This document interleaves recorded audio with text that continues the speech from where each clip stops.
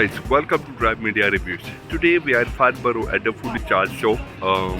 So we're coming to check out the cars here and we'll bring you a motor show report and show you the cars around.